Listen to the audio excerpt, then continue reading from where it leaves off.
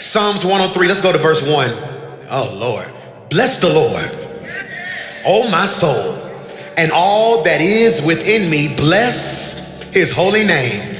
Bless the Lord, oh my soul, and forget none of his benefits. What are his benefits, Pastor Mike? Who pardons all your iniquities, heals all your diseases, redeems your life from the pit, who crowns you with loving kindness and compassion, who satisfies your years, I can preach this one, with good things, so that your youth is renewed like the eagle. Look at your neighbor, say, neighbor, I don't know about you, but I'm too blessed to not be thankful. You may be seated. I want to talk about too blessed to not be thankful. And the church said, sometimes we're waiting on God to give us something new. And then sometimes when God is waiting on us to notice when he already gave us a blessing. Thankfulness is not for people who have everything, but rather thankfulness is for people who recognize anything. And I came to park and submit and suggest to you this morning that you are too blessed not to be thankful. That when I look back over my life and think things over, at 40, I can share the sentiments of the songwriter. All of my good days outweigh my bad days. I got a reason to tell God, thank you. And if we do a survey, we all may not have the same reason, but everybody in here got a reason just to tell God thank you. That's why I miss old school church. New school church is complicated. I got to give you a whole backstory on why God is good. Old school church, it was very simple. He woke me up this morning, clothed me in my right mind, gave me the activities of my limbs. They knew that every morning you got another day, you should pause and just tell God.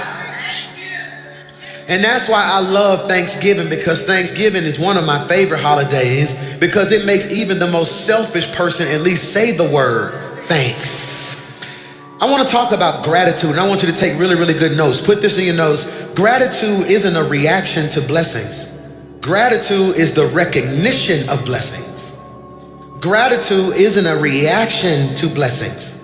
Gratitude is the recognition of blessing. Most people think that I get the blessing, then I feel grateful. I get the blessing, then I feel grateful. But that makes gratitude a response to what you receive. Biblically, you might want to write this. Gratitude is a response to what you recognize. Gratitude isn't a response to what you receive. It's a response to what you recognize.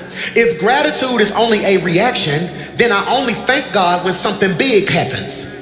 If gratitude is only a reaction, then I only feel blessed when something new shows up. If gratitude is only a reaction, then the only time I worship is when I feel like I'm winning. But if gratitude is a recognition, it means I realize I'm blessed while I'm still in process. And I don't know who I'm preaching to, but there are two types of people sitting on your row. Some of y'all need something to happen in order for you to be grateful. But for some of us, I don't need nothing new to happen. I'm still trying to catch up with what has all. I wish I had 3 praisers at the first service who could just think back on how good God's been to you and say, here it is. If he don't do nothing else, he has already done enough. That's why I like this service a little bit more than all the other services, because at the other services, we have to pump them and pry them, and it's almost like a pep rally. Lift your hands, clap your hands, tell God thank you. But when you get up at 8 in the morning, you brought everything, but one thing you didn't leave at home is your praise. And I wish I had 7 people who can say, God, before I praise you for what you're about to do, I'm gonna take some time and praise you for what you've already done. He's already made a way out of no way, already blessed me, already covered my family, already held me together. You ought to just touch 5 people and shout, I got a reason.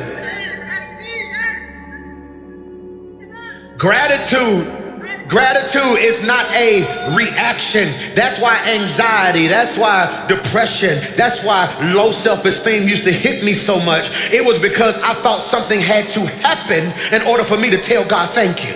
I thought something had to happen in order for me to express gratitude. But hear me, gratitude is not a reaction. It is recognition. This is why gratitude does not start when something changes around you. Michael, gratitude starts when something clears within you. This is why David tells us, here it is, put it on the screen, bless the Lord. Oh, my soul. I could really preach that right there. Bless the Lord, Michael. Oh, my soul. But here's the part that we skip over, and forget not. I need you to underline that in your notes. This is the only part I'm gonna get to today. Forget not. We're gonna shout next week. We're only gonna sit on this one line right here. He says, bless the Lord, oh my soul. This is good. And forget not. He is not saying, Lord, give me something to praise you for. He's saying, soul, don't act like God did not do enough already. All right, y'all being deep. Y'all being deep. We was emotional last week. Let's just have church today, okay? Look at what he said. Put it on the screen. Bless the Lord, oh, my soul. Now you missed that. Who's talking? David. Who is David talking to? Himself. He's talking to the him within him. What is the soul, the mind, the spirit, the heart? He said, okay, I can feel depression, Michael. I can feel anxiety, Michael. I can feel me getting low. So he said, I'm going to have a conversation with myself. Because some of us have matured to a place that I ain't got time to wait on you to encourage me. David is also the one who said, if you don't do it, I've learned how to encourage. So he says, bless the Lord, Michael, oh, my soul. I ain't preaching to everybody. I'm only preaching to 3 of y'all, and I come to make an announcement that my frustration with the church is that y'all act like God ain't been good. I'm gonna preach to 3 of y'all. David is telling his soul, don't act like God ain't been good to you. And 5 of y'all sitting in here, I can feel you on the verge of a pity party. It's Thanksgiving, you single, you trying to figure out where you gonna eat. It's getting cold, you ready to cuddle. It's Christmas, you trying to figure out how you gonna pay for stuff. Now at the end of the year, you sitting there like, this ain't been the year that I thought I was gonna have. And it seemed like it's, oh, shut up. Don't act like God ain't kept you all this time. And I know you got 3 degrees and you want to take notes. I took notes last Sunday. Every now and again, I got to command my spirit to bless the Lord. I wish I had 500 people who would just give God an already praise. I'm praising him because he's already good. I'm praising him because he's already kind. I'm praising him because he already opened doors. I'm praising him because he's already kept my mind. Don't act like God ain't. Yes. He says, bless the Lord, oh my soul. All right, I can't say this at no other service, Joe. So I say it at this one. They too young at the other service. They may not know this. They rap crazy, okay? The new school rap, I like the way it feels. I just don't know what they say. It's just too fast.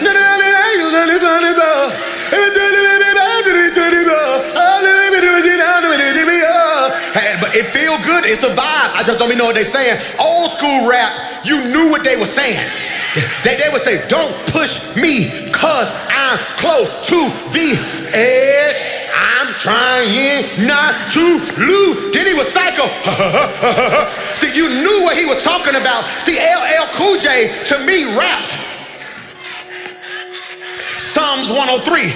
The LL Cool J, after he had been gone for a while and people were saying he wasn't who he was, he said, y'all must have forgot.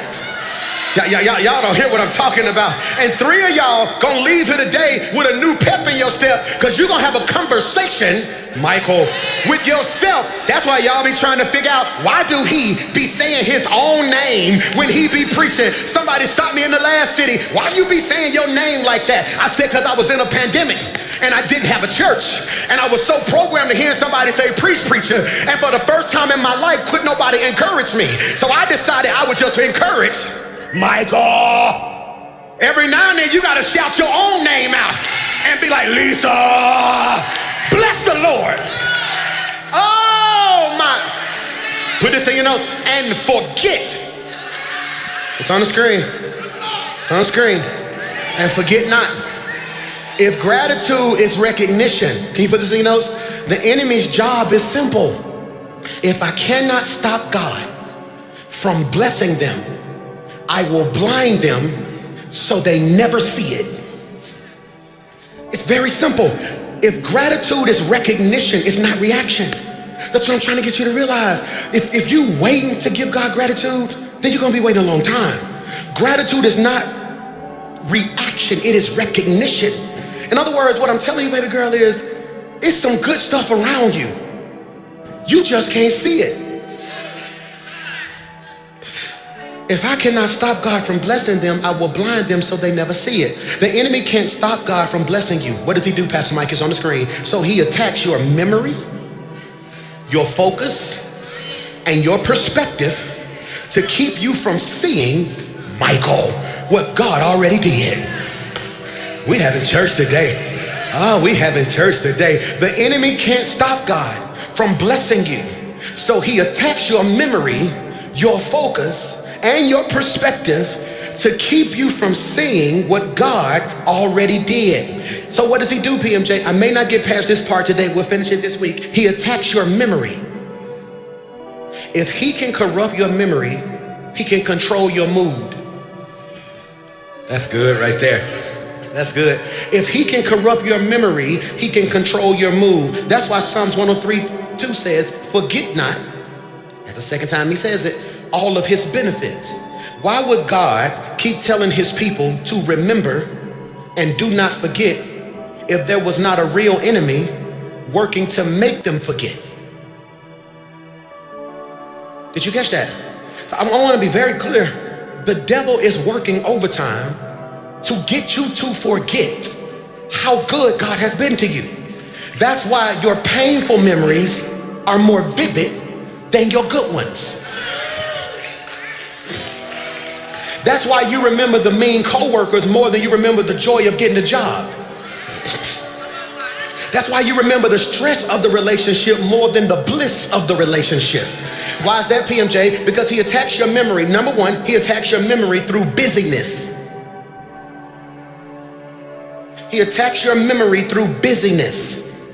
This is good. You live so fast that you never pause to process. Let's make these screens a lot bigger for the next service team, okay? So he attacks your memory through busyness. So what does that mean, PMJ? Put it on the screen. You live so fast that you never pause to process. You live so fast that you never pause to process. So what does that mean, Pastor Mike? You rush from one answered prayer to the next. I didn't do that right. I want to say that better for your notes. You rush from one answered prayer to the next problem. You don't pause to process what God has done. So God opens a door for you, and then you're on to the next situation you need him to fix, instead of stopping to realize how he just fixed what you was just stressing over. Are you hearing me today? This is really good. So hear me when I say this. Here it is. You move from one breakthrough to the next battle. So your life is blessed, but your mind is blank. A powerful biblical picture of living so fast you never pause to process is Martha in Luke 10:38-42. It's on the screen. But the Lord answered and said to her, Martha, Martha, you are worried and bothered about so many things. Look at verse 42. But only one thing is necessary. For Mary has chosen the good part, which shall not be taken away from her. Martha loved Jesus, but she was moving too fast to notice him.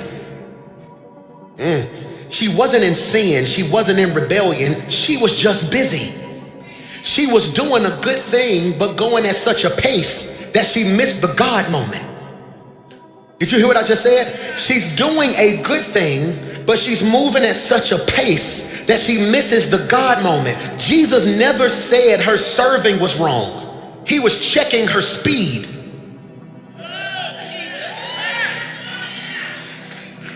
Jesus never said her serving was wrong. He was checking her speed. I'm gonna say this and three of y'all gonna receive it if you hear me in the spirit. Your problem ain't what you doing, it's how fast you moving. I don't think you heard what I just said. Your problem isn't what you're doing, it's how fast you're moving. See, Martha represents people who, put this in your notes, pour out so much, pour out so much that they never get poured into. Let's put all of those on a separate slide next service, okay? So Martha represents people who pour out so much that they never get poured into. That can preach to three of y'all.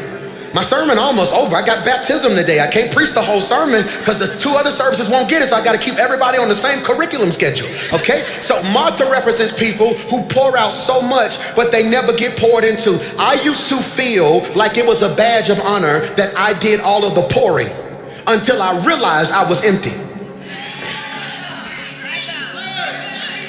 I'm gonna say this again. I'm gonna say this again. Whoever went and bought some juice from the stove and the juice hit? Anybody? I'm talking about the juice hit. All right, the juice hit. All right, I'm gonna take y'all way back, okay? All right, the juice ain't hit if you had to screw the top off. I'm talking about that juice where you had to open it like a milk carton. The millennials don't know what I'm talking about. Who know what I'm talking about? You open it like a milk carton, then you make that little triangle, then you went like this, and then you had to close that thing back. And the red juice bead, you can kind of see it all over the little white carton thing, and you put that thing back in the refrigerator. See, I ain't talking about y'all new school juice. See, because y'all new school juice come in clear bottles. All right, now see, there are 2 types of people. Some of y'all are clear bottle people. Some of y'all are old carton people. See, the clear bottle people, everybody around you can tell you running low because you tell them and show them everything. Some of us are so guarded that people don't know we empty till they try to come get something else from us. And what do people do with empty cartons? They throw them away. So you end up frustrated because you're like, I poured myself out for you, and now that I ain't got nothing else to give you, you just gonna discard me when God has said, I am sending people who can replenish your spirit. Am I preaching to anybody? Martha represents people who pour out so much that they never get poured into. Next slide, okay? Watch this. Martha represents people who carry responsibilities without giving themselves recovery.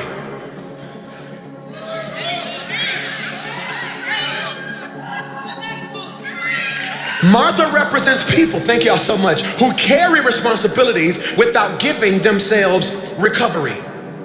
I'm gonna say this. I wish I had time to unpack all this, okay? I am so proud of you for how much you carry. But the question now has to be asked, when are you gonna recover?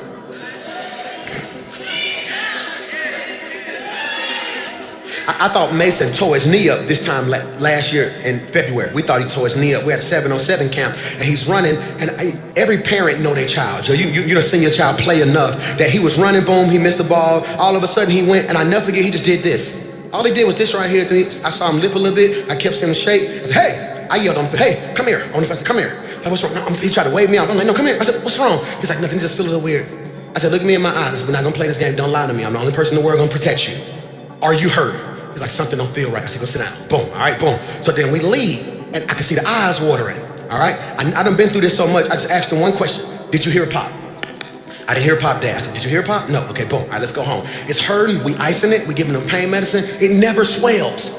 That's a good sign. I'm like, okay, boom. I called Dr. AG, I said, we need to come see you ASAP, man, something going on, it's my baby. But when we get there, Mason had something called runner's knee. Okay, Pastor Mike, what's runner's knee? He had been playing, he would train 3 days a week, practice 3 days a week. Then when we get to the tournament, he's doing offense, defense, nonstop. He had worked that knee so much, it was just extremely sore. He said, does he recover? I said, when we come home, he rests. He said, no. He said, I want you to buy this right here, put his legs in this after every practice. He need to recover. Do he do ice baths? He said, you do know LeBron spent $1 million a year on recovery? And it made me think about the same way he was overworking his knee. Are you overworking your peace? Are you overworking your patience? You are now having to use your gifts in stuff that you shouldn't have even been in. So by the time a real battle show up, you ain't even got enough energy to do what God called you because you're doing what you want to. I don't think you heard what I just said. You don't have enough energy to do what God called you because you're always busy doing what you want to. Y'all didn't hear what I said? You so busy doing what you want to that by the time it's time to do what God called you, you feel like you ain't got no more want to. So you spend all your energy in conversations you shouldn't be in. You spend all your energy running to the aid of people who are gonna be in the same place next year. You spend all your energy prophesying to people who won't even receive the gift. You spend all your energy interceding for people who could actually pray for themselves. So when now God calls you into ministry, hungry. You ain't got nothing left because you've been busy. Martha represents people who work for God without sitting with God.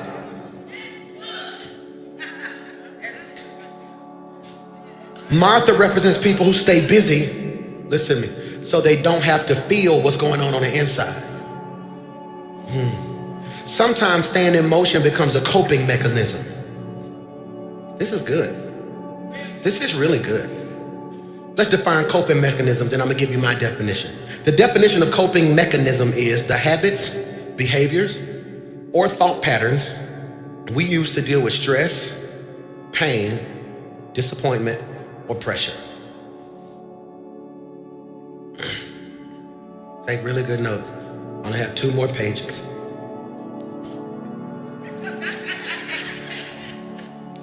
See, I can't preach the whole sermon to y'all, then 11:30, like, he ain't preach all day, he gotta do baptism. So everybody gotta get a half a sermon today. No, but this is really good. What's the coping mechanism? Look at this. It is the habits, behaviors, or thought patterns we use to deal with stress, pain, disappointment, pressure. And it's not always toxic. Sometimes they're healthy, sometimes they're harmful. Pastor Mike, what's the coping mechanism you have in your life, honestly, when stuff gets stressful? I play PlayStation. I know that sounds so funny, but every time I've ever needed to hear God, I was playing the game. I cut the volume down. It's like my family even know. I get on the game and I just play. No music, I don't even hear the sound. I start playing. And it's almost like clockwork. It's like my brain shut off and I just start hearing stuff. What's another coping mechanism that's not harmful? I like going to water. You know? I go to Gulf Shore somewhere and we just get on that water, we just sit there and I get to thinking. What's another coping mechanism you have that might be harmful? I eat.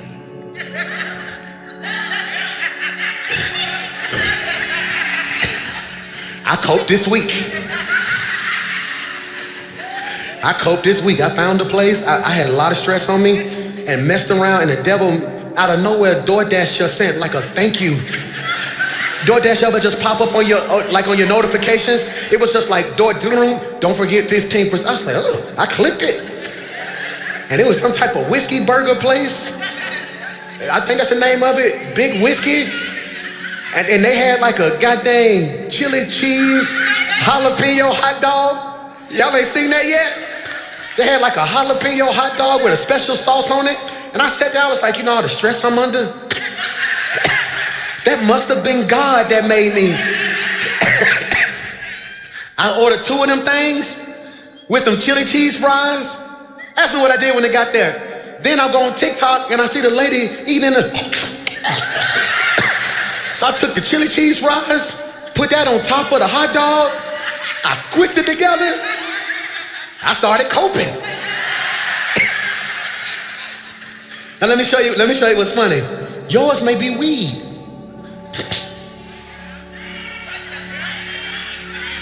I be setting y'all up so smooth. Y'all be like, yours may be, I need to get a drink. Yours may be, I'm gonna go buy me something, knowing you got bills.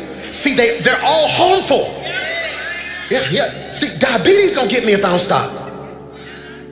Weed is illegal. Alcohol, you can become drunk. You wasting your money to feel better when you know you got bills. We all use different things to cope.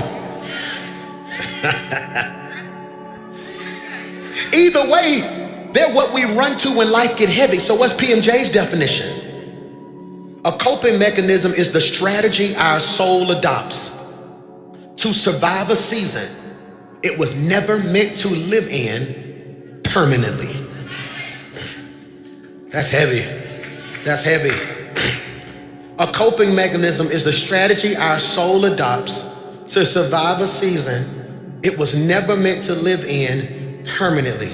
It's the bridge we build to get through a moment of pain, but it becomes a burden when we make it a lifestyle. You want to know the most harmless coping mechanism I have that can become harmful? My kids.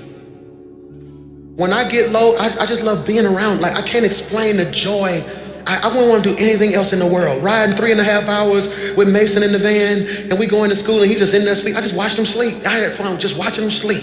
Just watching this big old boy. I started going through my phone like, how did this little dude become this big old boy? And you just start going through your phones and going through different things like that, and you looking at stuff. So then we get there, and I record everything. And he get out the van and we walk in, and then we get there, he just walking around like, man, look at that. We looking at the college stuff, and we get to the football thing, and we get to the line. And so now I'm teaching him how to be independent. I said, when we get to that table, I'm not talking. You got to talk. They're going to ask you. You stand there. You do so-and-so. I'm going to stand over here. You tell me what I want. Hey, Mason McClure. Got my father with me. Got Kawan Mitchell with me. So-and-so, so-and-so. We get our little name back. I'm just watching. And then we get on the game. See, me and, like, all my kids, we got different, like, me and Mace, we get on that game. Me and Mike, we talk bowling. Me and Xander just trip out. We went to a football game Friday. Just me and Xander just watching the game. Hey, see, that's harmless. It becomes harmful when now I override their world so I can feel good. When you in their relationship too much because you scared you gonna lose them. What am I trying to show you? Anything that's harmless, if overdone, can be harm. So what am I trying to get you to realize? PMJ's definition, a coping mechanism is the strategy our soul adopts to survive a season it was never meant to live in permanently. Coping mechanisms don't always scream sin. Sometimes they whisper substitution.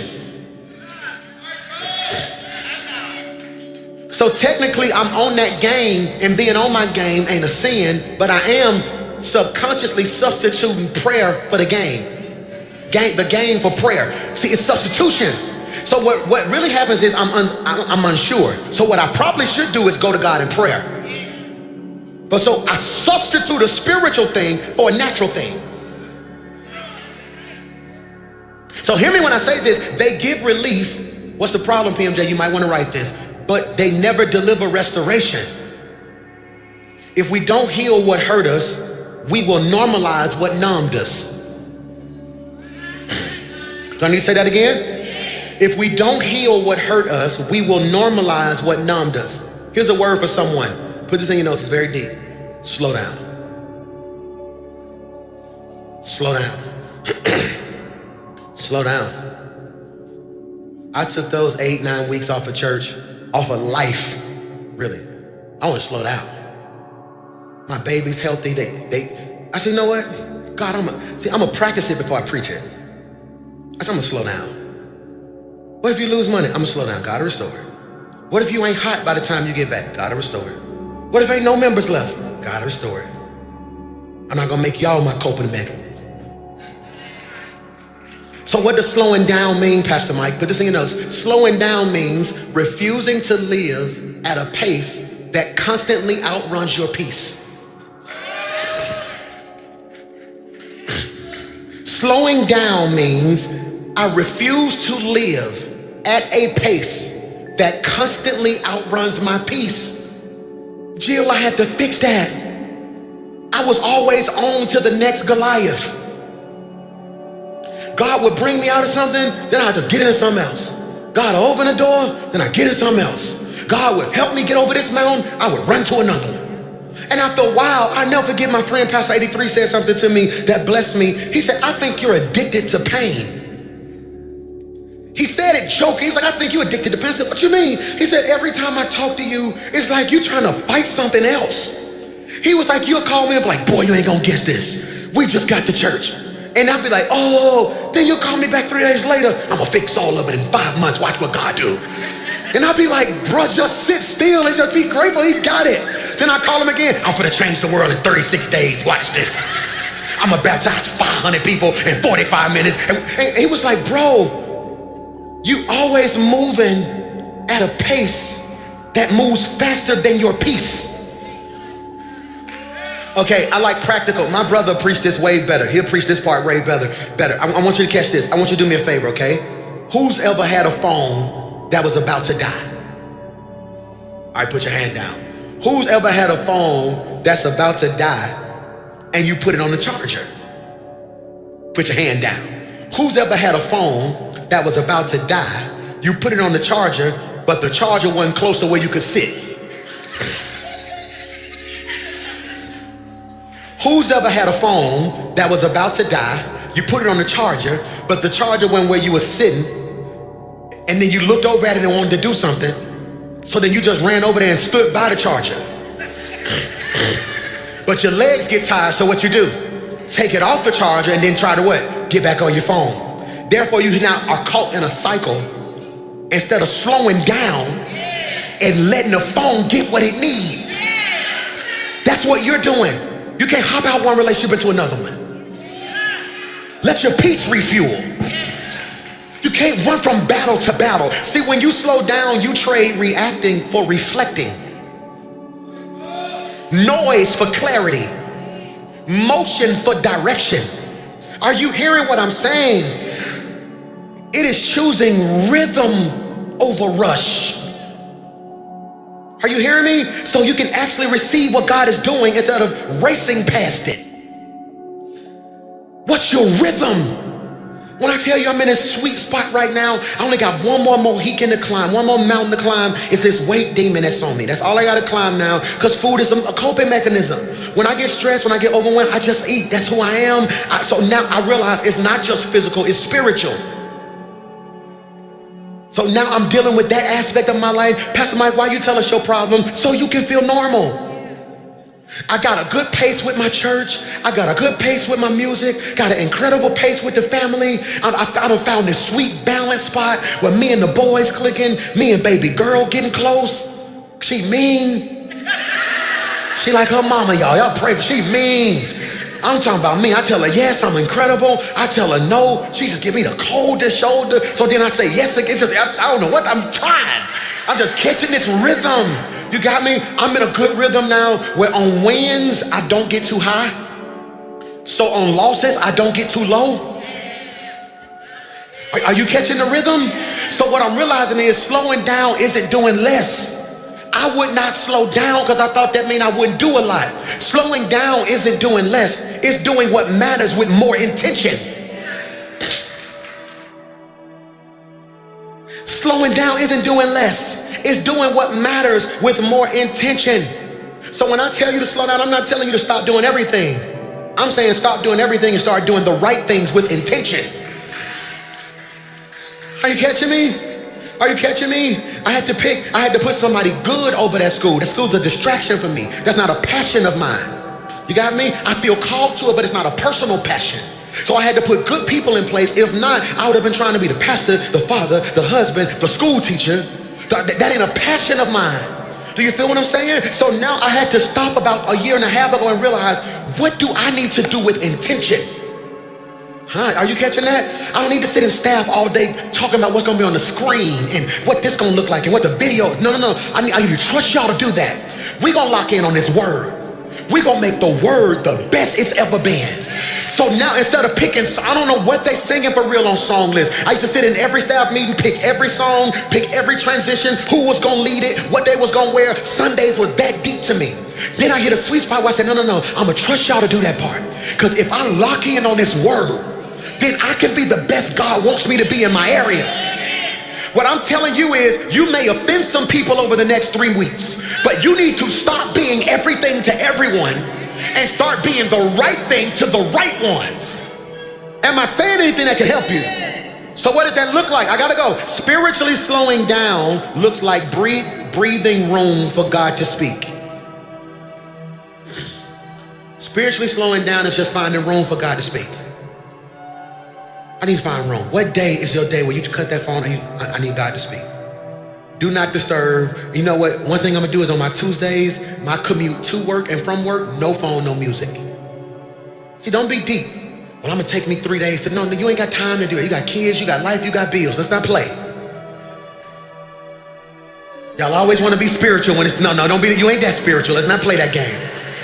No, so what I'm telling you now is, you know what I'm gonna do? I'm gonna get up at 5:30 on this day, and instead of starting at 6:30, I'm gonna get up an hour early, just walk around the house, play worship music. I'm gonna try to find room for God to breathe and speak. Number two, what is it look? Emotionally slowing down looks like giving yourself space to feel and heal. I'm gonna say this so it can free some of y'all. It's some stuff that happened this year that hurt my feelings. Is that weak to admit? Who feelings get hurt? Throw your, Who feelings get hurt by grown people you helping, then you almost feel weak to express that they hurt you. That don't stop, all my teenagers know we be 50. Hurt feelings, like I done raised this child, did all this stuff, and they gonna talk to me like that? They done lost their mind. So what I'm doing in this latter part of the year, after Thanksgiving, I'm gonna take this little pause, not from church, but from a lot of life. So right now, the song I'm trying to have out by January, we're at the part of mix and mastering that, the plan for the first quarter, where I want the staff to be, where I want the church to be. I'm trying to have all that wrapped the week after Thanksgiving, so when December hits, I need a couple days to feel. You might want to put this in your notes. It's so simple what I'm finna say, but I'm always tell you what I'm gonna do. I'm picking, I think, like December 4th as a cry day. That's real. Like December 4th, I'm fluctuating between December 4th and December 6th. I'm gonna pick a day where I probably don't even need to say this publicly in church. I'm gonna just say it. I'm picking a talk stuff day.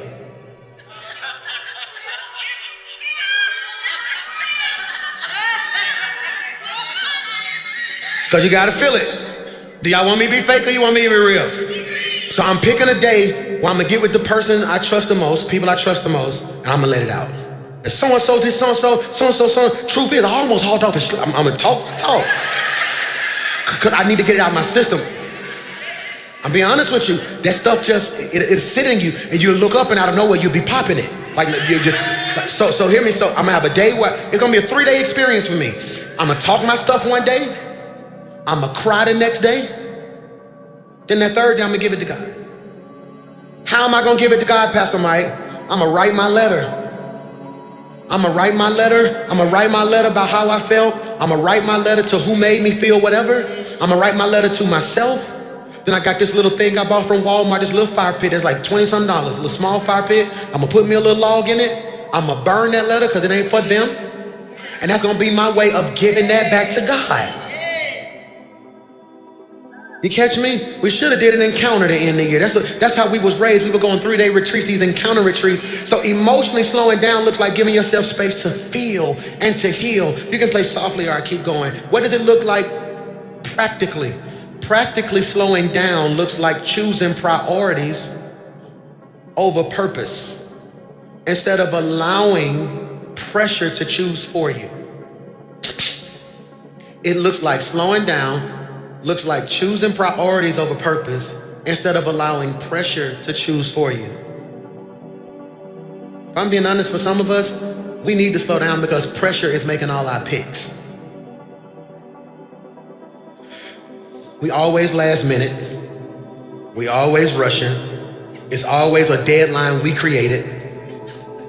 So what happens, Pastor Mike, at the last minute, the pressure makes you pick. No, I can't be with y'all right now. I gotta get this done. I gotta get. See, when you slow down, you don't lose time, you redeem it. Pastor Mike, how do I redeem time when I slow down? Because when your soul catches up with your schedule, everything gets back in focus.